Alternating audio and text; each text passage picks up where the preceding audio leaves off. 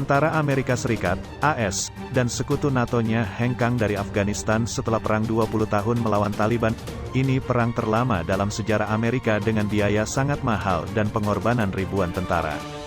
Tak ada yang diuntungkan dalam perang gila-gilaan ini, selain AS dan sekutu NATO-nya menanggung biaya mahal. Pihak Afghanistan lebih parah lagi karena negaranya hancur, puluhan ribu warga sipil tewas dan kini babak baru dari kekacauan dimulai dengan bangkitnya Taliban.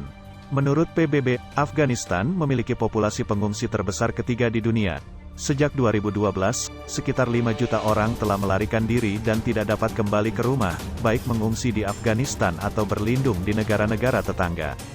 Penelitian Brown University juga menempatkan pengeluaran AS untuk konflik, termasuk dana militer dan rekonstruksi di Afghanistan dan Pakistan, sebesar 978 miliar dolar Amerika Serikat, lebih dari 14.000 triliun rupiah, hingga 2020. Penelitian itu juga mencatat 3.586 tentara AS dan sekutu NATO-nya tewas dalam perang 20 tahun di Afghanistan.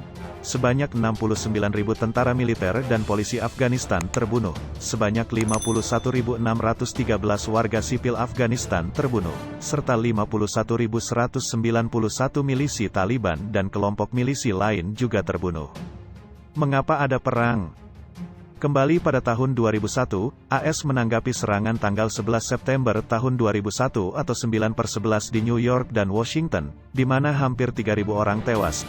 Para pejabat mengidentifikasi kelompok militan Al-Qaeda, dan pemimpinnya Osama bin Laden, sebagai pihak yang bertanggung jawab. Bin Laden berada di Afghanistan, di bawah perlindungan Taliban, kelompok Islamis yang telah berkuasa sejak 1996. Ketika mereka menolak untuk menyerahkannya, AS melakukan intervensi militer, dengan cepat menggulingkan Taliban dan bersumpah untuk mendukung demokrasi dan menghilangkan ancaman teroris. Sekutu NATO telah bergabung dengan AS dan pemerintah Afghanistan baru mengambil alih kekuasaan pada tahun 2004 tetapi serangan mematikan Taliban terus berlanjut. Gelombang kedatangan pasukan AS di era Presiden Barack Obama pada tahun 2009 membantu mendorong kembali Taliban tetapi itu tidak berjangka panjang. Pada tahun 2014, pada akhir tahun paling berdarah sejak 2001, pasukan internasional NATO mengakhiri misi tempur mereka, menyerahkan tanggung jawab keamanan kepada tentara Afghanistan. Itu memberi momentum kepada Taliban dan mereka merebut lebih banyak wilayah.